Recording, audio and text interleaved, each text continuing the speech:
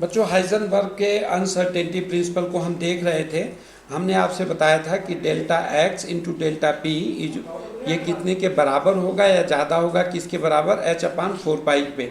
इसका मतलब ये हुआ कि अगर हम सर्टेन पोजीशन जानने का प्रयास करेंगे, एक्स क्या बता रहा है, पोजीशन बता रहा है। अगर हम किसी इलेक्ट्रॉन की पोजीशन को सर्टेनिटी से जानना चाहेंगे तो निश्चित रूप से उसकी वेलोसिटी के बारे में हम कुछ नहीं कह पाएंगे, यानी उतनी ही अनसर्टेन वेलोसिटी के विषय में हम टिप्पणी कर पाएंगे।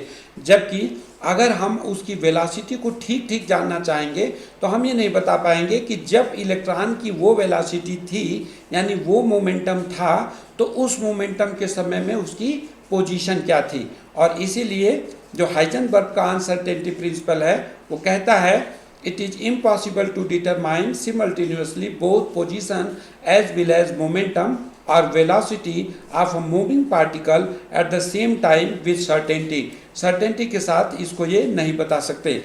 तो अब ये क्या है, हमको ये पता चल जाएगा कि किस प्रकार से जो कोई भी इलेक्ट्रॉन अगर मूव कर रहा है, अब हम कभी क्लास में आपको डिस्कस करेंगे तब बताएंगे कि क्यों हम दोनों को एक साथ नहीं बता पाते हैं, क्योंकि हम किसी मूविंग पार्टिकल को अगर हम देखते हैं यानी पोजीशन जानने का प्रयास करते हैं तो किस प्रकार प्रोटॉन उस पर टकराते हैं, ये हम बाद में आपको कभी क्लास में डिस्कस करके बता देंगे।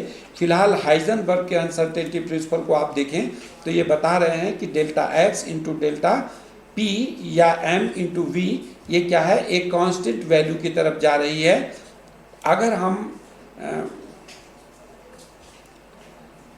प्लैंक कांस्टेंट को देखें तो प्लैंक कांस्टेंट भी अपने आप में एक कांस्टेंट वैल्यू है, और 2 पाई और पाई को देखें तो ये भी एक कांस्टेंट वैल्यू है।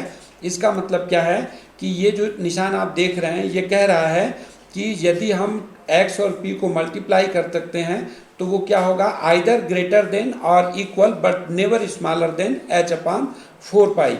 तो यही आपका हाइजेनबर्ग का अनसर्टेनिटी प्रिंसिपल था। इसका जो डॉक्यूमेंट है, इसका जो PDF है वो मैं आपको दे चुका हूँ, आप उसमें से देख लीजिएगा। बाकी क्लास में डिस्कस करेंगे। धन्यवाद।